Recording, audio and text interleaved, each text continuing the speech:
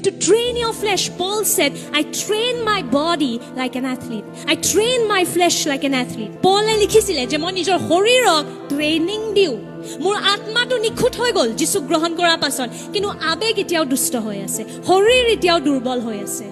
আৰু শৰীৰ আৰু আবেগক অনুশাসনলৈ আনিবলৈ এটা দেখা পোৱা মণ্ডলীত নিজকে ৰোপণ কৰাটো বহুত দৰকাৰ। But you also have a flesh, you also have your soul that tries to oppose the spirit.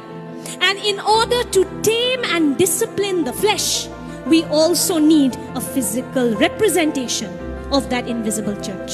Club নহয় মণ্ডলী যে সময় পালে সব কাপোৰ চাপোৰ ধুই আলহীহঁতক ভাত মাংস খুৱাই সময় পালে লাষ্টত মই আহিম আৰু হেতুৰ কাৰণে আমি মণ্ডলী নাহো। মণ্ডলীটো আমাৰ কাৰণে দৰকাৰী হয়। Church is not a leisure activity but a necessity for every believer.